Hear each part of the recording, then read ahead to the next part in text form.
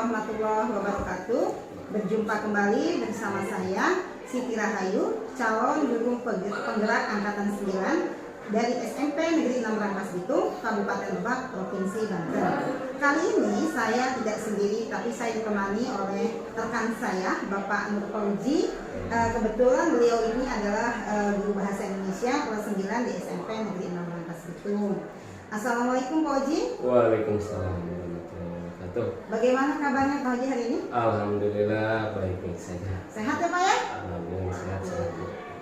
Hari ini kita akan adakan kegiatan percakapan praobservasi, sebab nanti saya akan mengamati proses pembelajaran yang akan Bapak lakukan di kelas atau sebelum saya melakukan kegiatan supervisi di kelas. Adapun tujuan dari supervisi itu sendiri adalah untuk mengetahui dan mengevaluasi proses pembelajaran yang akan Bapak lakukan di kelas. Nah, dan kenapa hari ini saya melakukan percakapan praobservasi? Karena untuk persiapan awal sebelum nanti Bapak melakukan proses pembelajaran agar lebih baik lagi dan lebih percaya diri lagi, sehingga memberikan pembelajaran yang baik bagi siswa. Bukan begitu Pak Oji? Betul. Di sini saya akan mengajukan beberapa pertanyaan Pak Oji. Yang pertama berkaitan dengan tujuan. Nah, kira-kira apa nih tujuan pembelajaran yang ingin Bapak sampaikan? Nah, berdasarkan rencana pembelajaran yang saya buat, di mana siswa menginginkan murid dapat mengidentifikasi unsur intrinsik pada cerpen, kemudian menganalisis unsur intrinsik cerpen, menjelaskan unsur intrinsik cerpen, dan dapat menyimpulkan unsur intrinsik cerpen yang sudah Anak kerjakan. Jadi ada 4 tujuan ya yang ingin Bapak capai. Nah, baiklah. Bagaimana nih Pak dengan area pengembangan yang ingin Bapak capai? Nah, untuk area pengembangan sendiri, yang pertama saya akan menggunakan aspek pengetahuan dan keterampilan. Pada area pengembangan pengetahuan, siswa mampu mengidentifikasi unsur intrinsik cerpen pada cerpen yang telah dibaca atau didengarnya. Kemudian di area keterampilan, siswa mampu mempresentasikan hasil diskusi kelompok dalam mengidentifikasi unsur intrinsik cerpen. Jadi ada area pengembangannya itu ada 2 aspek ya Pak Betul. pengetahuan dan keterampilan. Ya. Nah, saya juga ingin Pak mendengar tentang rancangan pembelajaran yang akan Bapak terapkan di kelas nih. Misalkan dari strateginya, modelnya, atau metode apa yang akan Bapak terapkan di kelas. Nah, untuk strategi, saya menggunakan strategi pengembangan diferensiasi yang diintegrasikan dengan pembelajaran sosial emosional. Kemudian saya juga menggunakan model discovery learning, metode diskusi, tanya jawab, serta penugasan pada anak. Nah, baiklah, jadi Bapak rencana yang akan Bapak buat itu di kelas menggunakan strategi pembelajaran berdiferensiasi yang diintegrasikan dengan pembelajaran sosial emosional. Kemudian modelnya itu adalah discovery learning, dan juga metodenya itu diskusi, tanya jawab, dan penugasan. Pak ya? Betul. Nah, kalau begitu bagaimana nih Pak dengan media pembelajaran yang akan Bapak gunakan di kelas? Nah, media yang saya gunakan yang pertama yaitu teks cerpen, kemudian LKPD, PowerPoint, laptop, dan speaker. Itu media yang saya gunakan di dalam kelas. Kira-kira Bapak kapan nih akan melaksanakan kegiatan pembelajaran tersebut? Misalkan hari apa, kelas berapa, dan jam berapa? Nah, kebetulan saya jadwal hari Selasa, jam ke-6 dan ke-7 di kelas 9E. Oke, baiklah Pak. Nanti hari Selasa di kelas 9E di jam ke-6 dan ke-7 saya akan datang ke kelas Bapak untuk melakukan supervisi kelas Pak. Saya juga akan melihat dan mencatat hal-hal apa saja Pak yang terjadi di kelas. Nah, setelah Bapak melakukan kegiatan observasi atau pembelajaran di kelas, nah kita akan melaksanakan percakapan pasca observasi yang nanti akan didampingi oleh praktik pengajar. Nah, sebelum kita akhiri nih Pak, kira-kira apa nih yang Bapak dapatkan dari percakapan hari ini? Ya, saya mendapatkan gambaran seperti media apa yang digunakan dalam pembelajaran, model atau strategi apa yang akan saya kembangkan, hingga saya akan mempersiapkannya dari sekarang untuk memudahkan ketika kita pelaksanaan di dalam kelas itu sendiri. Oke, baiklah Bapak. Terima kasih nih Bapak atas waktunya dan telah bersedia nih berbincang-bincang dengan saya Sampai bertemu lagi Pak pada kegiatan observasi di hari Selasa depan ya Pak ya. Nah, demikian kegiatan pra-observasi kali ini. Sampai bertemu pada kegiatan observasi dan pasca observasi. Wassalamualaikum warahmatullahi wabarakatuh. Terima kasih Pak Oji. Ya, Ya.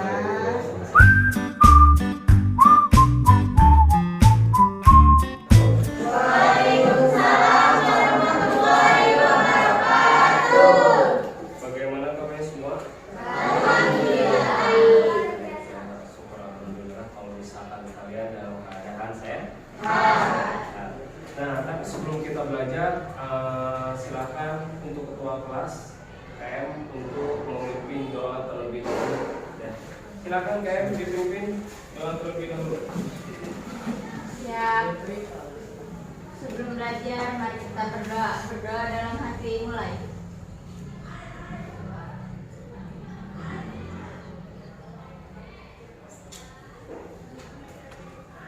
Berdoa selesai. Memberi salam.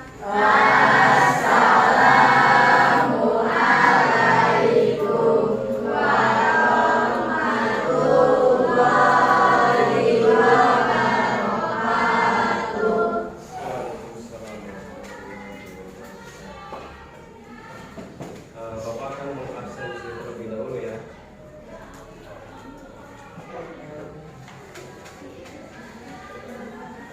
Yang namanya Bapak panggil, silakan angkat tangan dan bilang hadir. Abdul Majid, tidak ada. Kela, Lingga, Muhammad Badan, Muhammad Badan, kemana? Alfa, Alfa.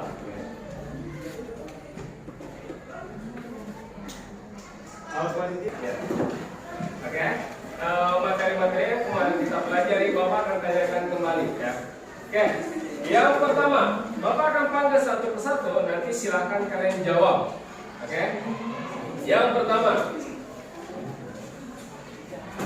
kemarin kita sudah membahas tentang unsur-unsur intrinsik dari sebuah cerpen ya.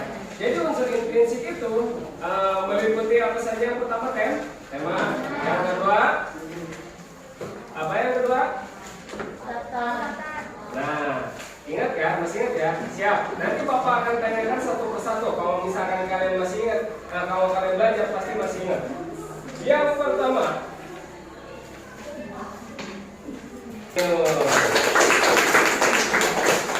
yang selanjutnya, ya.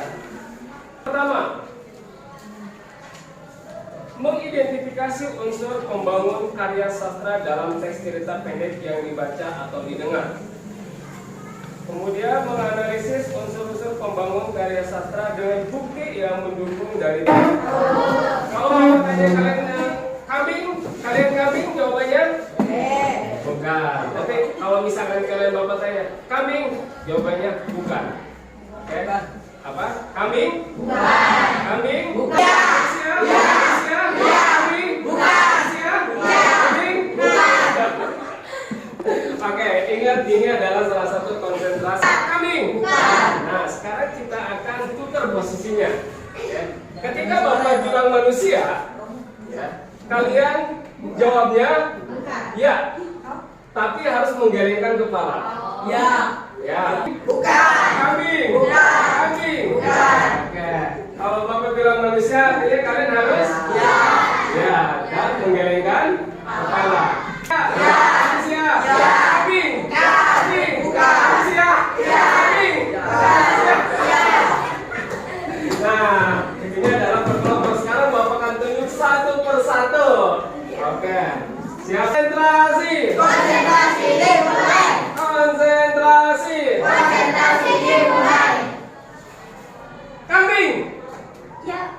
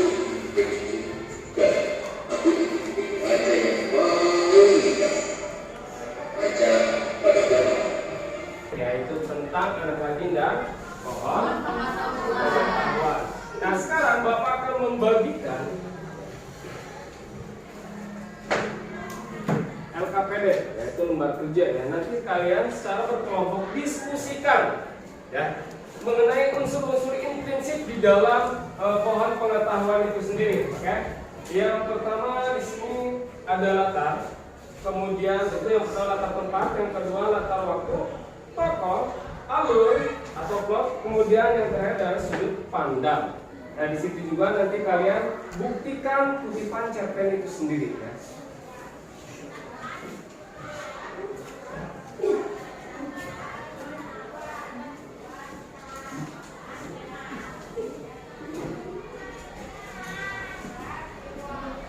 Ini silakan kalian lihat dulu LKPD-nya atau lembar kerja. Yang pertama silakan namanya. Ya. Nanti disebut dengan nama kelompok ya. Ini kelompok 1, kelompok 2, 3, dan 4. Oke. Kemudian di situ yang pertama latar tempat. Sebutkan atau tuliskan tempat di mana saja di dalam cerita pohon pengetahuan. Oke. Yang kedua latar waktu. Kira-kira kapan sih? Ada waktu kapan saja di dalam pohon pengetahuan itu?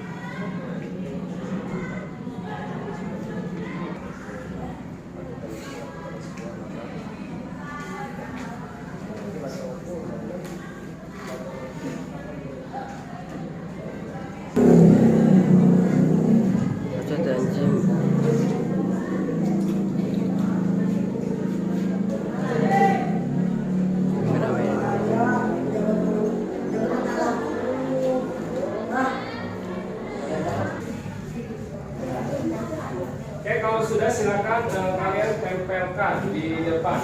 Oke, sini nih. Ya.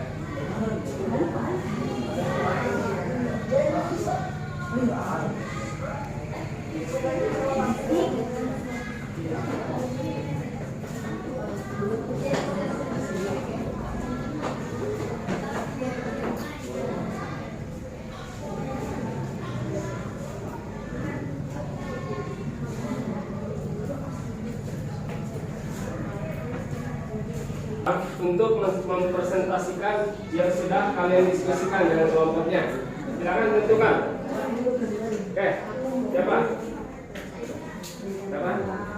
Iya. Oke, tepuk tangan dulu untuk kelompok kedua ya. Silakan, kelompok kedua untuk mempresentasikan. Perhatikan dulu semua. Ini adalah salah satu hasil dari kelompok kedua. Akan mempresentasikan hasil diskusi. Silakan.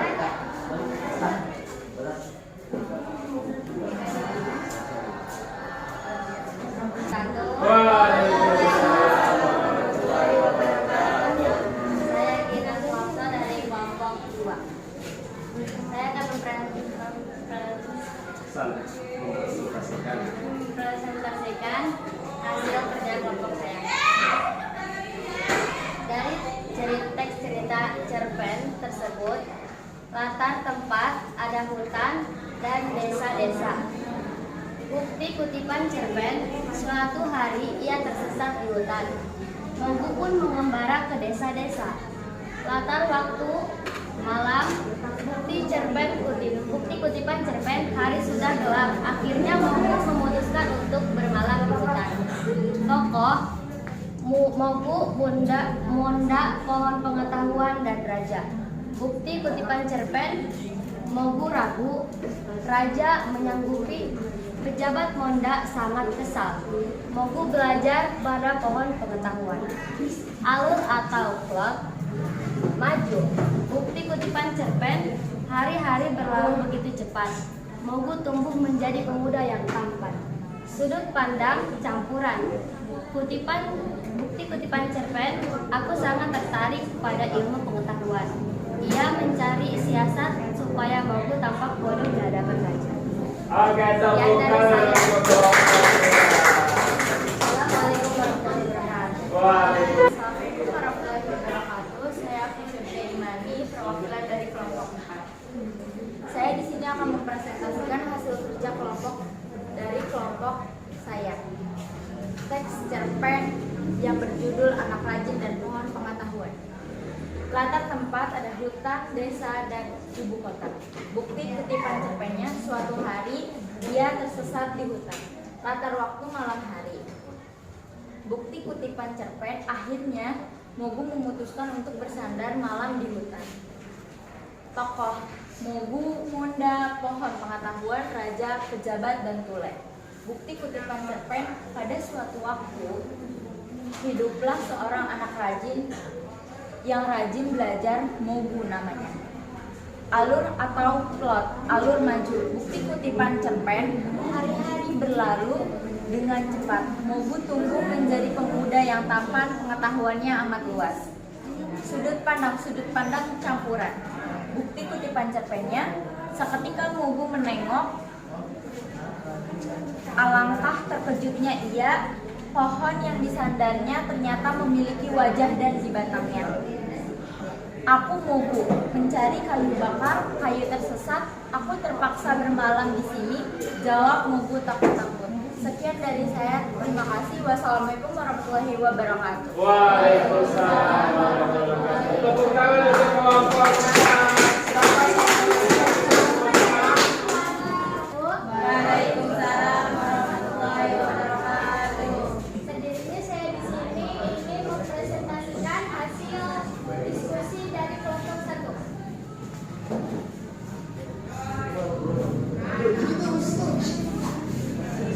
Latar tempat, hutan, kota, dan desa. Bukti kutipan cerpen, suatu hari ia tersesat di hutan. Akhirnya Mogu tiba di ibu kota. Mogu pun mengembara ke desa-desa.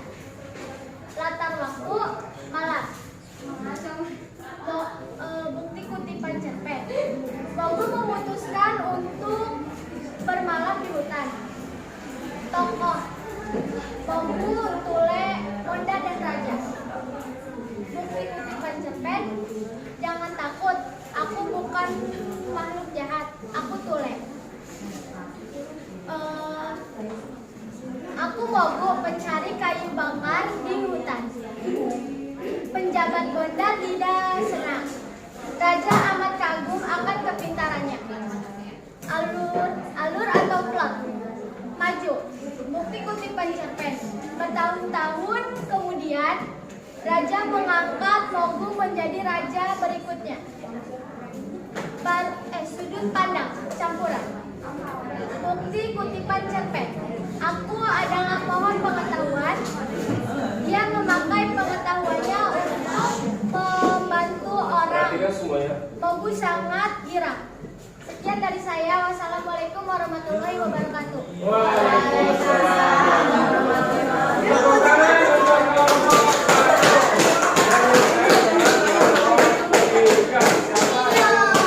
warahmatullahi wabarakatuh. Saya Rio, saya dari kelompok 3 akan menjelaskan, mempresentasikan anak rajin dan pohon pengetahuan. Latar tempat, hutan desa. Hutan desa, bukti kutipan cerpen, suatu hari ia tersesat di hutan. Latar waktu, malam, bukti kutipan cerpen, Mogu memutuskan untuk bermalam di hutan. Tokoh, Mogu, Raja, dan Monda. Bukti kutipan cerpen, Mogu pun mengembara ke desa-desa. Raja amat kagum akan kepintarannya. Pejabat Monda ini tidak senang Mogu dapat perhatian dari Raja. Alur dan plot, Mogu maju. Bukti kutipan cerpen. Hari-hari berlalu dengan cepat. Mogu tumbuh menjadi pemuda yang tampan.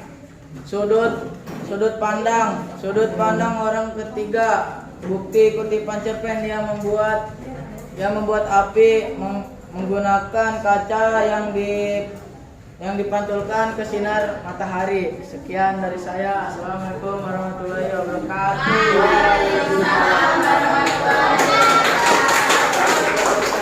Untuk kelompok 3 apa? Cerpen merupakan salah satu karya sifat cerpen yaitu fiksi ya. Artinya fiksi itu imajinasi dari sebuah pengarang ya. Kemudian biasanya cerpen juga hanya mengacu pada satu konflik saja ya. Dari orientasi, rangkaian peristiwa, komplikasi, dan resolusi ya. Tidak ada pengembangan konflik yang lainnya. Nah, itu adalah salah satu kesimpulan yang kita ambil hari ini. Nah, kemudian untuk pertemuan yang akan datang, kita akan membahas tentang struktur atau tentang struktur dari cerpen itu sendiri ya. Kita akan membahasnya di pertemuan yang akan datang ya. Nah, mungkin untuk hari ini sampai di sini saja ya. Sudah semuanya? Oke, Bapak akhiri untuk pertemuan ini dengan mengucapkan alhamdulillah.